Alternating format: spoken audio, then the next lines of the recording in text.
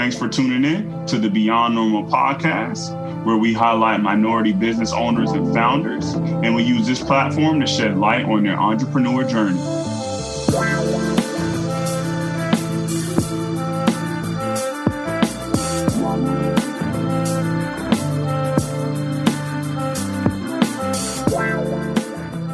Welcome everybody to another episode of the Beyond Normal podcast. You guys know the routine. We're well on our way in this third season. Can't believe we're on highlighting founder number 9. But we're going to dig right into things. But before we do that, just want to shout out our sponsors over at Velour.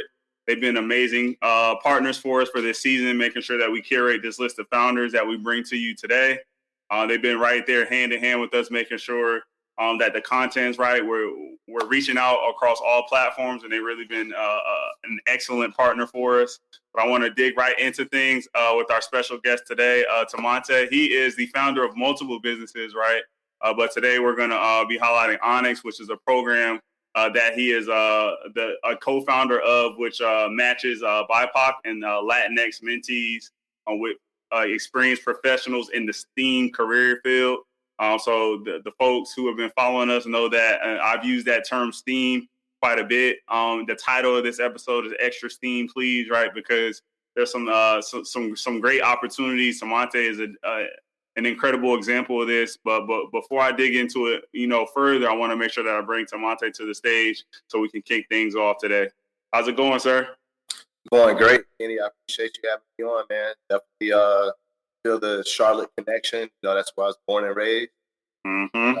I believe that's where you are now. So, yes, of course. And you're in sunny Miami, right? It's always sunny Miami. I think. Yeah, exactly. I got the shade down. I see it. You don't want the sun. The sunlight is too bright right now. We don't want that to be blinding the folks.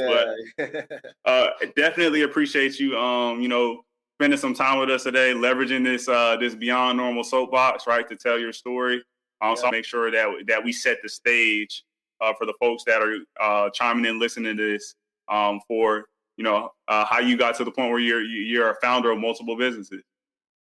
Yeah. So my background actually is not in tech. It's actually I went to the whole reason why I moved to Miami from North Carolina was to attend law school. I attended St. Thomas University School of Law in Miami Gardens, Florida. So I've been down here ever since I graduated. I haven't left. Really love South Florida. I graduated with a JD MBA from law school, and a few years after graduating from law school, working at a few various law firms, I got into teaching law and business courses at various institutions. Teaching something that I knew I wanted to do, but it was something that I thought I would do kind of like later in life, after I practiced law, for some time. And it ended up not happening that way. Everything happens for a reason. So I found myself being really marketable, I guess you could say, in the teaching arena, because at a lot of institutions, I was able to teach multiple disciplines. I was able to teach in their business program. I was able to teach in their paralegal studies or their criminal justice program. So I was very, number one, active like right away. And I was able to use, my terminal degrees in the capacity of professor. So fast forward a few years into teaching, I actually, I guess you could say, between me being kind of a part of like the new wave of teaching, where you start to use like e-textbooks and apps and technology and tablets and iPads to teach. I was a part of that, like on the forefront of that. I remember like yesterday where Apple came. At the time, I was teaching at a school called Brown Mackey College, and Apple came in and they trained us, and all the students were required to have iPads, just like when I was at Carolina, how we had to have laptops, the students had to have iPads. And it was just a whole, at that time, I didn't realize it was just like literally like kind of a revolution going on in education when it came to, ed tech, education technology, using apps and other tools that were never, at most we would have keyboarding class when I was in high school. I remember that. Yeah, that's like that was in the 11th grade. So I think the combination of working in education and just being like really immersed and like at the forefront of this ed tech revolution, right? Where, like I said, like now students have to have iPads, like and they're not carrying book bags. They're going on their tablet and they're bringing their books up and everything. So that spawned me to become an ed tech founder of Class Updates, which is my first startup that I co-founded, my first venture. And really, like from there, I haven't been back. I've as you said, I've done various things. That's kind of where I started, right? Class Updates is still live and well now. We're actually going to be revamping our app and our websites. We're going to kind of be like revamping and maybe even a potential relaunch in conjunction with one of the students at at Stanford University, which is Ivy League school, who was going to be working with us. They have this particular student. They have an ed tech track, an ed tech program where they have to essentially work with a company like ours. So we're really excited to see what comes out of that project. Been around since 2017 as far as Class Updates, and during over the last couple of years, I co-founded Black Men Talk Tech, and launched out of Miami in 2019. We're coming up on our third conference, which is going to be virtual again this year, obviously. The last time we had a physical conference was pre-COVID, 2019. But the good thing about virtual conferences is it does allow us to reach more people. Have to be here in Miami, to be a part of it. So, it's a blessing at the end of the day to be able to reach more people. I obviously by day, I work for Microsoft. As you can see, I actually started off as an education expert at Microsoft in my first year and a half, and got promoted back in March of this year to my current role, which I'm an instructional designer and a content program manager on our M365 learning team. I started off as an education expert with Microsoft, and then, like I said, I recently got promoted. Obviously, my education background, in teaching was very, key in me landing my first role as an education expert. And really what an education expert was, because we no longer have the role anymore, and our stores have closed, but I was really just hyper focused on our business, which Microsoft has heavily invested in education. Everything from like just the grassroots community events and trainings that we would have for like parents, and teachers, and students, to engaging with decision makers at these institutions, whether it's K-12, superintendents, principals, etc., higher education, everybody from college presidents to academic deans, those that make decisions when it comes to the technology that they want their students to use. We want 300 licenses, exactly, Microsoft EDU licenses and 100 devices, right? Those that make those budgeting decisions. That's who I would That's who I would actively engage, right? And obviously, we know who we're competing with, Google, Apple, and others in the space. But really, our value proposition is second to none at Microsoft as far as what we offer. We all know that symbol, right? Temanté? We all know that symbol on your chest. Yeah, and like definitely. You touched on a couple things there, though. I want to make sure that we don't overlook some of the things that you're talking about, because you mentioned like the typing classes we had to take. I can't even remember. There was one like program my parents bought like on our first PC that taught us like the typing like the quizzes, and they made it like fun and interactive. Just 101. Exactly. And so to see where it is now, like you're saying, you're really you're really seeing like kids are like they're type masters on these phones, right? From the age of what, like 5, 6, or probably even younger, right? Yeah, Depending my on son is 8. He's got a phone. You know, he's doing it all. exactly. So, yeah, definitely. And I think Yeah. yeah, I appreciate you really, elaborating on your story, because you're in a space where you saw some of the pain point, right? You saw that, hey, there's a gap here, right? And you have really just like you Yeah, made sure that that's was your actually I'm space, about right? to. Yeah, I'm about to elaborate on that. So, you know, there's a huge gap, like, especially when we're talking about STEAM careers when it comes to representation in the Black and Latinx community, right? Um, fast forward to this year, I started Onyyx in February of this year, um, which is what I'm here primarily to talk about. And I consider Onyyx to be, I call it a COVID baby, right? A COVID-19 baby. But for COVID, I don't know if I would have actually started it. So there's been a lot of bad things to come out of this pandemic, but this pandemic has also spawned a lot of innovation and a lot of ideas, necessary things that need to be done, right? So what Onyyx is, as you said earlier, Onyyx is a mentoring network for the B.I.P.O.C and Latinx community that are interested in STEAM career fields, national professionals such as myself, for example, in technology, um, with mentors, who are professionals like myself in various careers in the STEAM spectrum. So obviously STEAM, science, technology, engineering, arts, and mathematics. We are, so a couple of things. Number one, I believe it's like 4.7% of corporate employees at Microsoft are Black, right? And in the engineering org where I'm in, it's like 3 point something percent.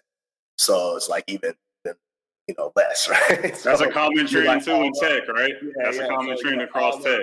yeah, we're talking about 4 out of 100, that look like me at the corporate level at Microsoft. And, if you're going to get to like org specific, like, 2, 3 out of 100, out of 1,000 people, that's like 40. You're not going to even be able to see. You have 1,000 people, you might not even be able to spot us out. And so, and this is after, unfortunately, but fortunately, making progress too. That these numbers are like that. So it's like, you can't have a fraction of a person. So it's like maybe a few years ago, it's like 4.2%. Now it's 4. Last year it's 4.4. Now it's 4.7, and we'll take those incremental gains. We know what that means out of an organization like ours that has almost 200,000 employees. Those incremental gains, that means hundreds of folks. So we'll take that. But at the same time, even companies like ours know that a lot more can be done, right? Like those gains are not necessarily anything to brag about, but it does mean that we're making progress. A lot more progress needs to be made. And so, between me, realizing, not only this abysmal statistic, but I get reached out to all the time by people for advice, either navigating maybe potential career at Microsoft, tech, startup founder. And so I found myself like I'm already mentoring, right? Like I'm already have people that are like reaching out to me. I literally just spoke with someone before getting on, who they didn't know before they talked to me because, but they applied to a role, to work actually on my team, right? And they were just trying to get a little bit more information, about working. But it just ironically, like they're like, I found out after, like, yeah, I already applied. I was like, oh, well, what's the rec number of the position, the role you applied to? And then I'm like, oh, that's on my team. So I'm constantly talking about, essentially mentoring folks, right?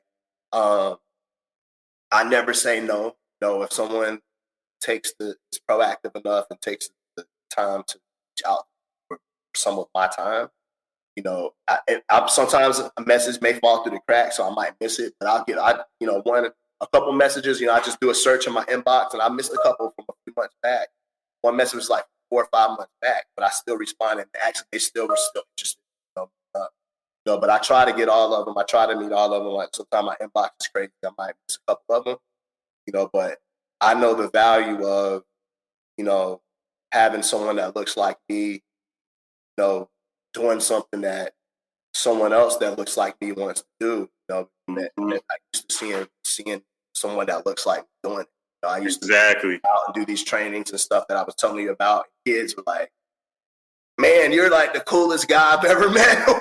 Like, yo, this is super cool. Like, what you do is cool. Like, how did and it's like really relatable. Like, they see a guy like myself out there, training them and able to, really relatable, able to talk to them, able to kind of get down on their level, but also speak tech lingo as well.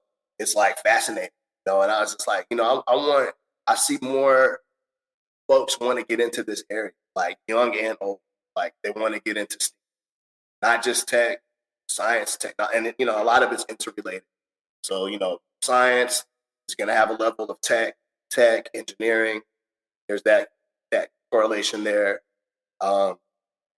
Not so much the arts, but the arts is also obviously it falls in that STEAM spectrum. That's also an area that we want to continue as far as access, inclusion, and then of course the mathematics, like the financial sector, we know is lacking diversity, right? So hope that we're not only able to provide mentorship, but actually able to help diversify these STEAM careers, paths, and industry, rather, with diverse talent, minority talent from the B.I.P.O.C and Latinx. So we're building out where we're at right now. Actually, we're going to use software and artificial intelligence and data to match mentees and mentors, where you'll be able to go on what's going to be a web platform at first, and may launch in the app version as well. But for now, and over the next few months, we're in our testing phase where we're going to manually match. I've got mentors that I have in my network, my colleagues that agree to kind of beta test for us. We're going to manually match them with mentees, and we're going to do kind of a test run for a few months, right? So we get the data and the feedback to really build this out the right way. And also we're going to be doing a lot of research over that time period as well. The good thing is I already got the back end as a service, the BaaS, as we say. You've heard of SaaS, back end as a service. Company who's going to help us build out the matching software lined up. They're just kind of waiting for us to do this, to get this data and this feedback. So I'm really excited about that, and we can look for some big things in Q4 for Onyyx as far as our launch and everything. What we're doing. That's dope, man. And all the things that you're talking to, like leveraging the tools that are in front of us right now. Like you said, technology's here to stay. It's here upon us. The robots are here, right? Some people would say, but I think the cool thing and the reason why, like, once I heard this term STEAM instead of the STEM, like expanding it a little bit and putting the arts in there, I think that really gives a great opportunity, right, for people like me and you, who we know, like, they're creative, but they also have could have a knack for the STEM degrees, right, if it was just positioned the right way for them. And exactly. So like you said, there's this cross sectionality, right, where like we have all these products, like we have Microsoft, we have all the big tech companies, but then part of that is really like you have to have conversations with customers. You have to have conversations to figure out like the use cases. Yeah. And I feel like in a lot of cases, that's gonna position us to really be in some of these roles, these new roles that are coming up, right? Hundreds of thousands of tech roles where we can really speak the lingo. We already know how to code switch and do all these different things. Why not apply some of that experience into this space? Definitely. So as I'm listening to you, like my antennas are up. I'm getting very excited just hearing about the things you're doing with Onyyx, and then overall just how you're applying technology in general to how you run your life, essentially. Well, I appreciate it, man. And when it comes to mentoring, mentoring has been identified as one of the main core aspects uh, of a thriving tech system, right? Especially when it comes to the Black. Mentoring is right up there top of the list. And I know this because I recently completed an ecosystem builders fellowship through the Center for Black Innovation based here in Miami. And that was some of the information that they shared. What does it take to have a thriving tech ecosystem? Mentoring right there. And just this week we had a Blacks at Microsoft S.T.E.A.M, as we call it, event where it was mentioned like there's like close to 30, I think over 30 mentoring programs alone at Microsoft. And so that right there tells you that mentoring is important. Mm-hmm. But what it also tells you, and what I've also been finding building Onyyx out, my research is there's so many different programs because, some people think mentoring is this, some people think mentoring that. There's some mentoring programs that are focused on specific things. So it's kind of all over the place. And, that's one of the difficulties and one of the challenges that we really want to do this right as far as Onyyx, right? So we're being very thoughtful and very, me as the co-founder and CEO, I've actually been literally in the process of like trying to kind of build out our program, and I'm really at the point where like I think I'm gonna let the mentees like do a lot of drive a lot of, as opposed to us trying to formulate what mentoring is, right? Like I want to focus on 3 core areas with this, which is going to be career development, professional development, and personal development. And I want the the mentees to really drive what they want that to look like, and then the mentors to help them along the way. So really excited, and I'm still here, Temanté. Yeah. I'm giving you the soapbox. I'm giving you the soapbox. I'm moving out the way. I didn't know if I was still on. So, focusing on those areas, and then let the mentees come up with their goals that they want, right, to get out of the relationship. We're actually still building out even like how long we want the mentees mentor cycle to last. Like at first I was thinking like a few months, but there's like, people get busy, it's seasonal, like few months may pass, and that's not enough time to really build a relationship and bond, right, between the mentor and mentee. So we're being very thoughtful about this. It's looking like we'll be connecting mentors and mentees for somewhere around maybe 8 months or so, right? To really make sure that not only can they build a relationship, because that's what mentoring is about, and you can't really have in my opinion, a good mentoring relationship after only a month or 2. You got to build a relationship. You got to build a rapport with the mentor. You got to have time, and that takes time. And relationship building takes time. Mentoring is not an instant thing. All these people who I've talked to, I told you I've talked to, I'm maintaining contact with them, check in every now and then. Even my co-founder, Imadi, who's my CTO at Onyyx, I met him through getting connected from him, a mentor connecting us. And at the time, he not only did he not work at Microsoft, because he works at Microsoft now, he wasn't my CTO at Onyyx, right? And so look what that has turned into. We got connected through a mentor. Now he's a software engineer at Microsoft. I'm a content program manager at Microsoft. We're both co-founders of Onyyx, and he's my CTO at Onyyx. Yeah, that's dope, man. I tell that story like just that. Even what we're building with Onyyx is an example of us being connected, right? And a mentor-mentee relationship that I have with them that's now formed into our business relationship, and now co-workers at the best company in the world. So that's dope, man. And what you're really speaking to is that community. Like you said, there's this idea that things are transactional. Like, hey, me and you having this conversation, you get something, I get something, right, immediately. And that's just not always the case, right? And and even the content that's out there now, right? You put it out there and you let people digest it at their own pace, pick what they want from it, right? And then it spurs more dialogue, it spurs more conversation. And so to you really building that into the model at Onyyx, I think that's definitely spot on. That's been a consistent theme with the founders for this season, really focusing more on that we've highlighted in terms of focusing more on that community versus like, okay, let me build a product, right? You can almost, it seems kind of backwards, right? But people are really focusing more on, hey, let me build a community. Let me start building these relationships. And then those relationships, that dialogue gives you some sort of data, right? And you can go ahead and build that final product. And so that's us. I go back to that S.T.E.A.M model that you're really stressing, right? Having that A in there, that's the creativity that I'm looking for.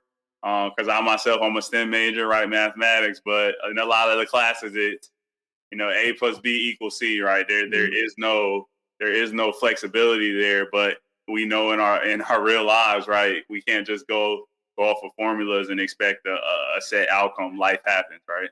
Definitely. I see a comment there. One said, "There's nothing better in the working world than a mentor." Exactly. And then he actually followed it up too. Yeah. So correction, a good mentor. A good mentor. That's true. Yeah, because we, and that's another thing. We've gotten feedback and had conversations about like bad mentoring situations, like mentoring gone wrong. Right? And we speak on it. We want to the best of our ability, not have situations like that. So we're really being thoughtful, and we will have things built in, in case there have been changes and such. However, the goal is to make ideal matches, right, based off of individuals, their career interests, their goals, their background, their experience, and then obviously having mentors that want to be a part of. One thing I'm finding is, people really want to help. They want an opportunity to give back. And you were talking about a product, and I mean, this is but this is for example. Like, I just read it. Sorry, like, oh, what happened to Clubhouse?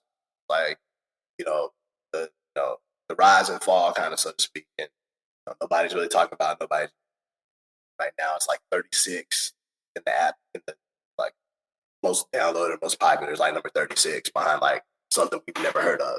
Mm-hmm. And they were like, the article summarized some reasons, like the youth for it, the pandemic, it's new. Now people are having face-to-face conversations. Things get back to normal. But my main takeaway was, like, it had its moment.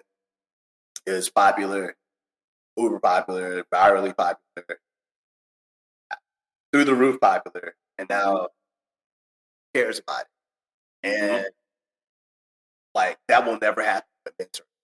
You know what I mean? Like, now I'm not saying we'll ever be like viral like Clubhouse was, but I can guarantee you there's not going to be like a come and go moment, right? Because it's been something that has been around and there has been a need for forever, and there will be, no matter what. So hopefully I'm tapping into something that, in that sense, has some longevity, and we'll be able to really build this out the right way. No, that's dope, man.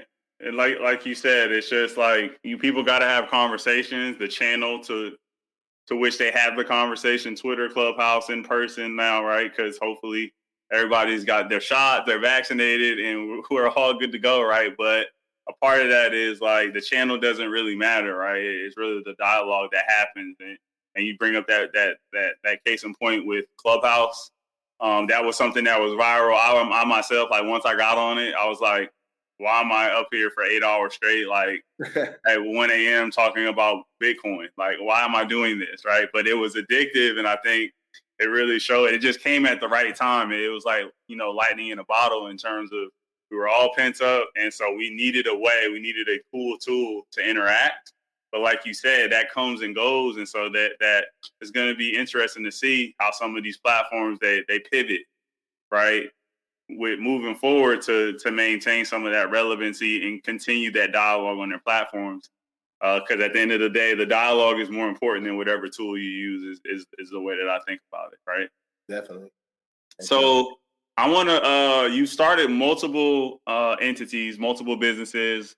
Like you said, your first one being in education, right? And now you veered into with Onyyx and also with Black Men, Black Men Talk Tech, right? Mm-hmm. And so as you're creating these different opportunities, these different businesses, right? It's always fascinating to hear from a founder like yourself some of the experiences that you've had that you recall, right? And I always ask people this, like, what's that experience? What's been the most painful thing starting a business, creating a business for you so far? Like, what's that one thing if you like, it was so painful you wish you could hop in a time machine, right? And tell yourself this like 5 years ago, like, hey, make sure you look out for this because this is gonna be no joke. Like, what's that one thing you've learned throughout this process?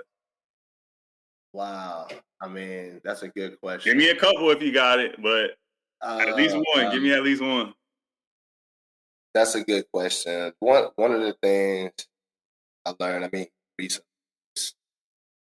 don't, and it sounds kind of crazy coming from me, lawyer or somebody, but don't be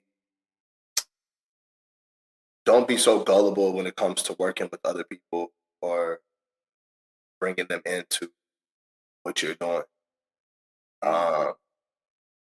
You can't do everything by yourself, so it's a delicate balance. But I should have. There are times where I should have vetted more who I was bringing on, right? Either your co-founder or business partner. And people will tell you, like, you go to these things, like finding a co-founder is like matchmaking, like dating, like finding a wife. It's like, it is that important. And so you got to take it as that important. You can't just have a co-founder just to have one. So that's one of the things. Not everybody.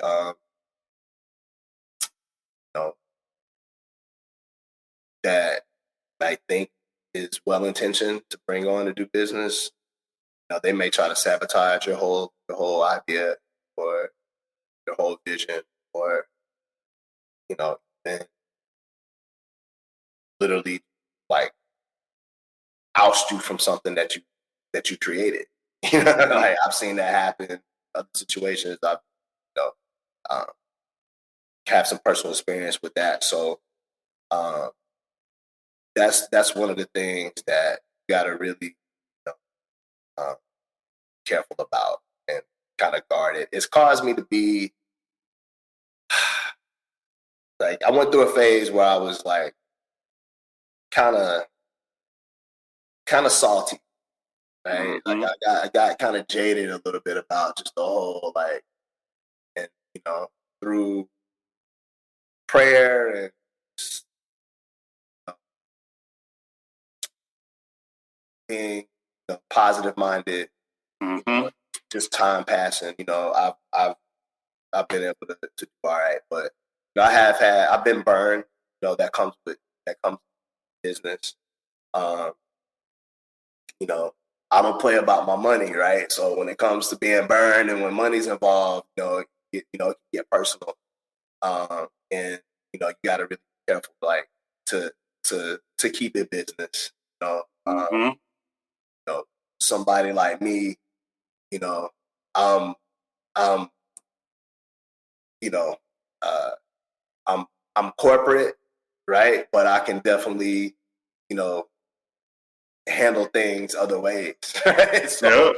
So I have to keep, definitely. You have to just your business wits about you. Um, you know, can't at the end of the day you can't take it personal. It's business, but like I said, when it comes to I have mouths to feed. I got a family. It's kind of hard not to. So that's what I would say. Just be careful. It's caused me to kind of now, like, um,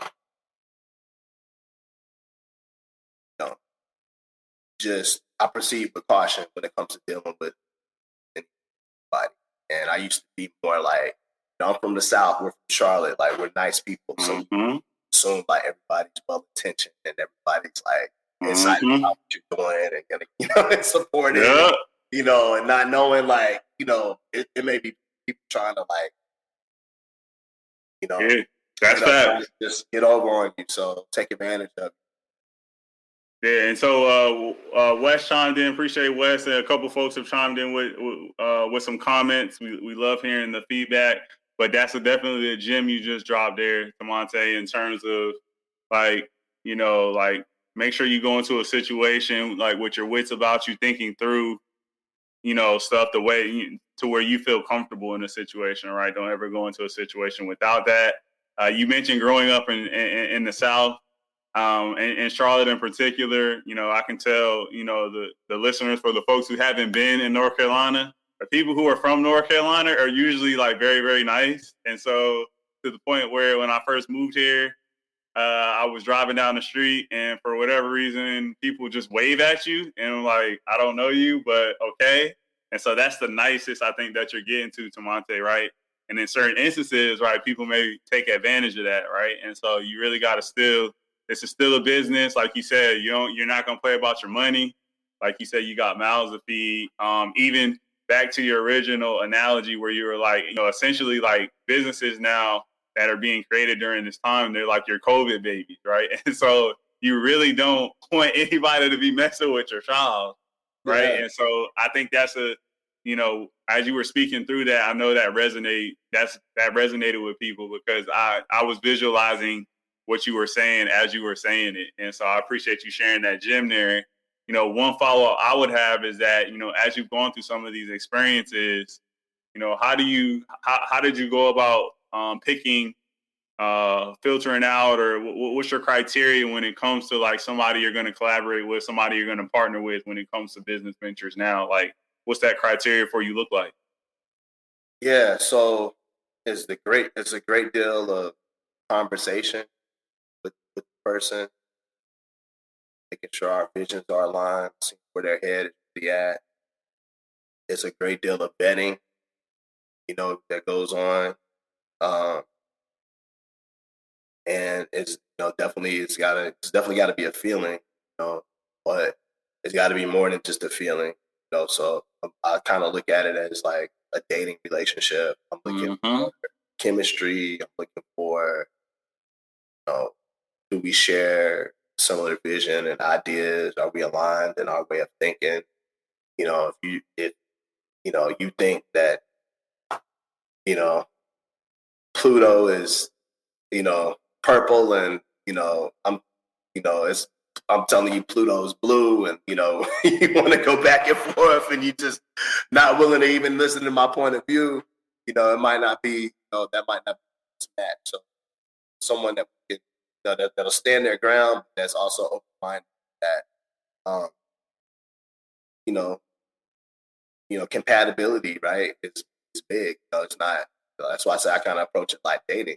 Building a business, you're building a company. It's gonna be late night phone calls, meetings, and just all that comes with, starting.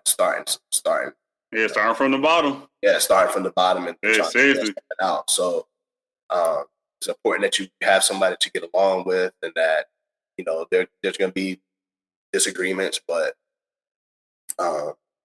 and all these things is easier said than done. That's why it's not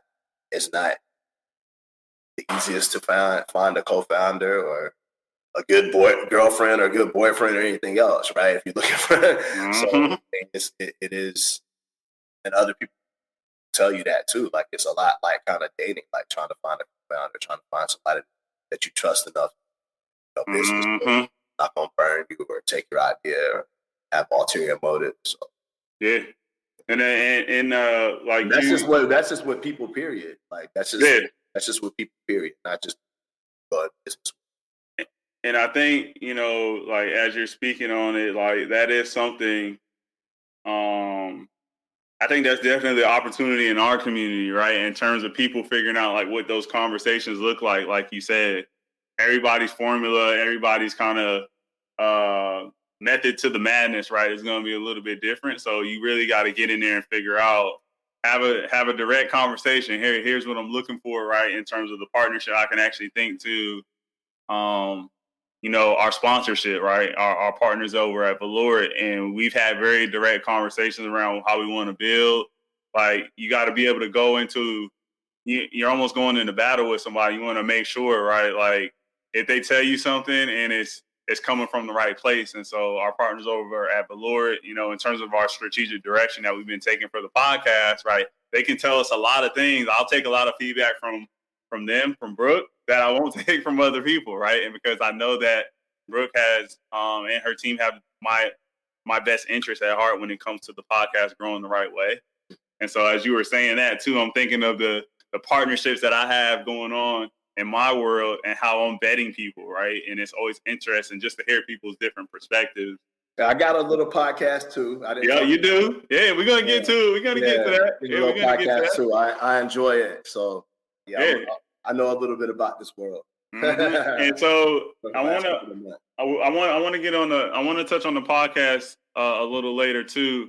But I wanted to touch just briefly on, like you said, you're from Charlotte, from North Carolina. You're in Miami, the Miami area right now. Tell folks a little bit around like what you're seeing in Miami in general, because I am hearing, my ears to the streets, I am hearing that Miami, in terms of tech talent and just diversity and things like that, there is some growing opportunities there. And so I want people to really have the full picture in terms of maybe there's some places where they could be, linking up, networking with people once things open back up, maybe an opportunity for people to move there. So I'm curious in terms of, what you're seeing in terms of that ecosystem, in terms of supporting some of the things that you're working on, whether it be startups or just business in general for people that look like me and you. Yeah, so that's a great question. One word, Miami is booming. It has been up and coming, but now it's booming in a lot of different ways. So because there's no state income tax here, and because we're South Florida, average temperature year round 70 something degrees, very attractive for cost wise and weather wise for businesses to come to Miami or South Florida. So a lot of businesses have been moving their headquarters to South Florida or regional hubs to South Florida, including Microsoft just announced publicly, I've known for some time, but just made the public announcement a couple of days ago that our S.T.E.A.M regional hub, which has always been down here, but is moving from Fort Lauderdale to downtown Miami in a 50,000 square foot Class A plus building in Brickell. And so clearly a lot of job opportunities, not only from companies like ours, but these other companies that are coming in, setting up shop, are resulting currently now and in the future. Companies are hiring thousands at a time, hundreds at a time, different openings, different roles in tech. So definitely be paying attention to that. In addition, you have a lot of the investors, the venture capital investors, VCs, that are also setting up shop now in South Florida, that are moving from the valley, so to speak, to Miami. Also because of some of the same reasons that I highlighted before. It's cheaper, no state income tax, weather, and now there's all this activity with founders such as myself and others who are building different businesses that are attractive as well for investors to be here. We just broke like a record for investment in the billions, like over the last quarter or two, like unheard of here in South Florida because of all this activity that I'm telling you about. And these investors are not coming for a few months, which is indicative of temporary. They're buying their $40 million mansions here on Staten Island and their $20 million mansions on South Beach. And they're moving here, right, to stay.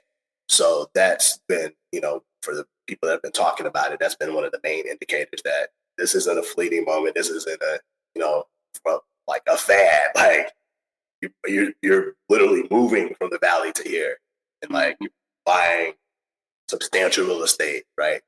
That's evidence of that. So, talking about your Peter Thiels, your Kiefer Boys, John Orangers, major founders turned. You see some of them billions in net worth that are now calling Miami home. So,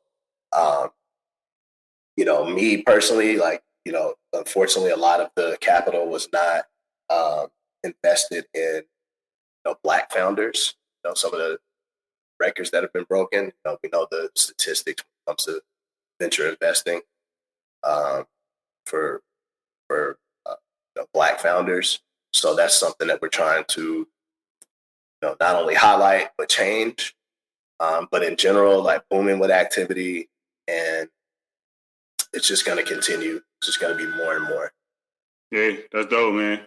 And I think, as I was, reviewing what you're doing with, Black Men Talk Tech, I think there was something around like in terms of the summary of it, in terms of the collective of what you guys are doing. The team put, Entrepreneurship Collective tasked with creating a vicious cycle of access, insights, capital, and inclusion for Black men in tech. So it seems like it's very, very deliberate, right? And so I'm curious, like, tell folks a little bit around what you're doing there as well, because I think that ties into like what you're seeing in the Miami tech scene in general in terms of some of these resources being in one place.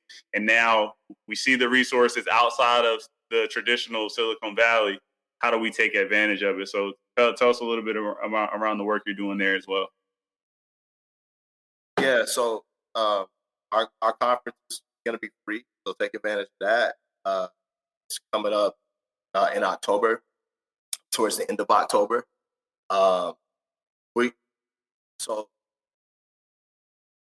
Get to our conference. Make sure you just we're going to have it October 20th and 21st this year. So a little over a month's time, and we hope to have. We're going to have some great speakers as always. We're going to have some great programming. We'll have our actually the 21st and 22nd. I'm sorry. We'll have our pitch competition as usual, and it'll be a great opportunity for anyone who attends to connect with maybe your next co-founder, next investor, potential business partner. It's not just for, even though it's focused on Black men, it's Black Men Talk Tech. It is for everyone. So we have a very diverse audience and diverse speakers as well at our conferences. So we encourage everyone to attend.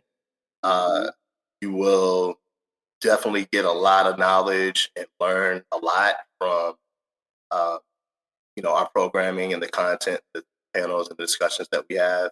That's for sure. The last 2 years have been fantastic, and we're just getting better every year. So we expect this year to be even better. I can't look out for some more announcements coming as far as speakers and specifics about the conference, but can't tell you October 21st, 22nd, next month, free for all. Go on our website and register, or I actually posted recently as well about information where you can also register as well. If you go to my post, you can see the link and register there too. So we're really excited. Definitely check us out. And hopefully we thought we would be in person this year, but we'll continue to make it happen, and adjust however to despite everything that's going on. Yeah, that's a dope opportunity, man. Like you said, some of the I got a chance to just look into the site, the sponsorships. You guys got some big sponsorships as well that comes along with it, and so that shows that resources are behind it. You're putting your full effort behind it, and so always taking advantage of something like that. Like you said, it's free. Why not? Attend something like that. So excited to see you highlighting that there. And then I know you wanted to touch on the podcast as well, because I think that's also an excellent way for people to connect really within that ed tech space. So you want to give a quick overview of that as well, because I know that that's something, like you said, you're digging more and more into podcasting. You know, podcasting is here to stay, I feel like, right? So tell us a little bit about that as well. Yeah, I just got into it several months ago. I love it. It's something that the opportunity itself that I had to come on. I am friends with one of the founders, head up Elizabeth, and she give me 1 second.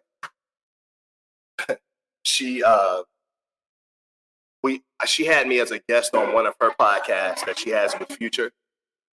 And after the show, was like, hey, have you ever thought about podcasting? And I was like, actually, yeah, I have. It is something that I've given some thought that I might want to try sometime. And I was like, y'all don't have anything focused on STEAM. So maybe, STEAM would be a great show for me to try to do. And pretty much they agreed. Team Elizabeth and Joe and Elvin were great, by the way. And the rest is pretty much history.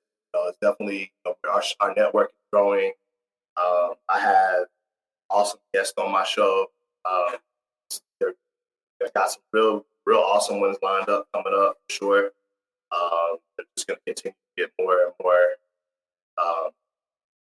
more better and better shows. So, I do it for the passion, and there's definitely a void that needs to be filled when it comes to STEM, focusing on STEAM and STEM, and as far as our community. So I should be getting sponsors as well.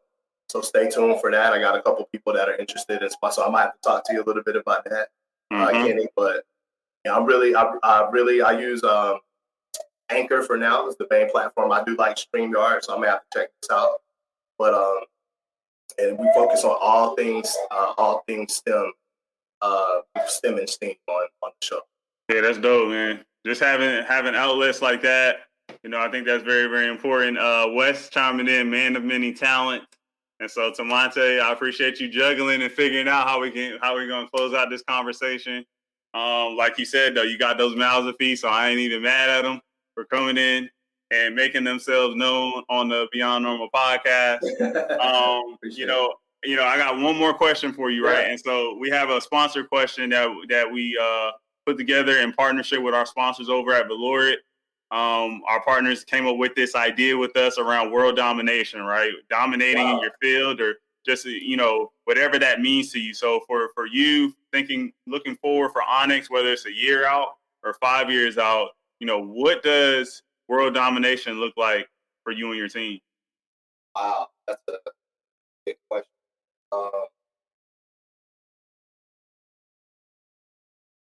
World domination for us would be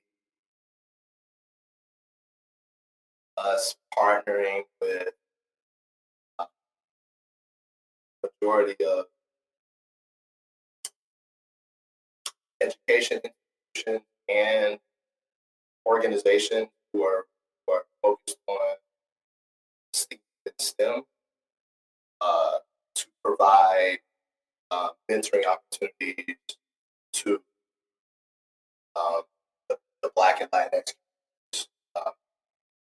those career fields.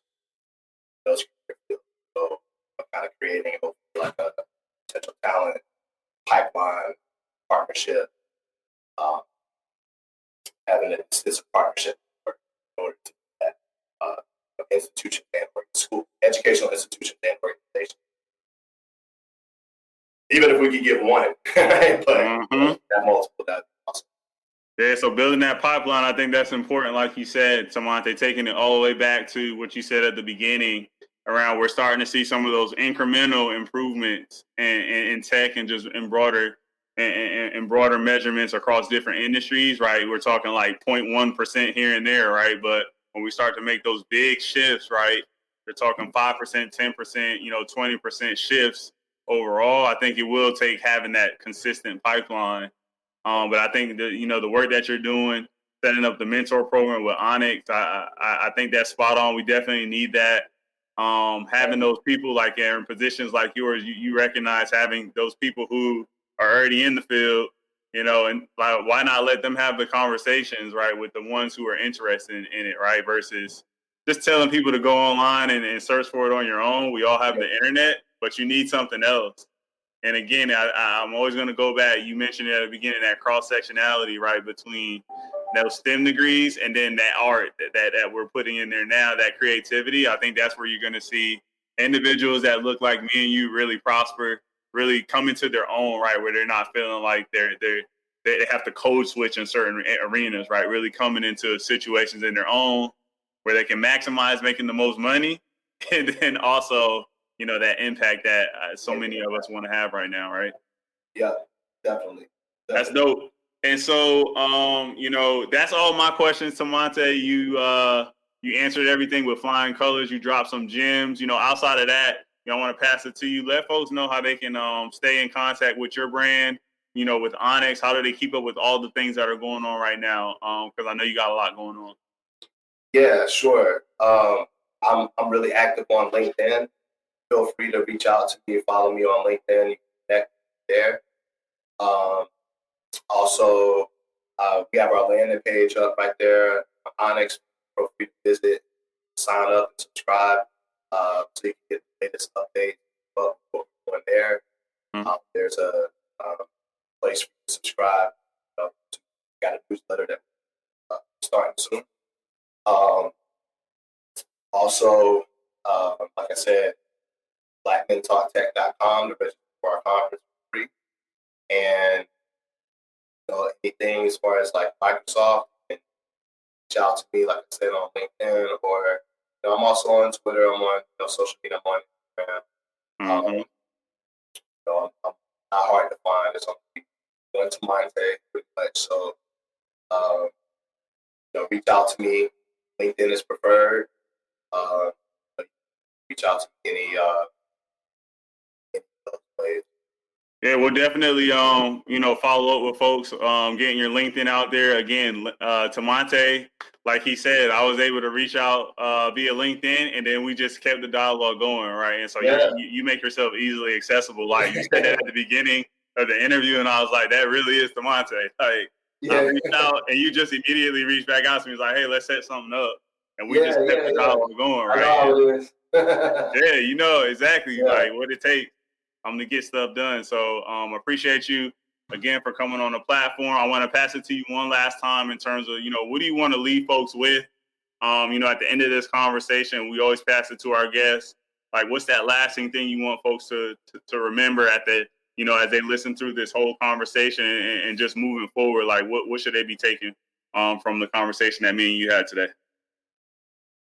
I mean, just, not necessarily like this conversation today, but just, everybody has the power to make a difference, to create substantial change, to have an impact.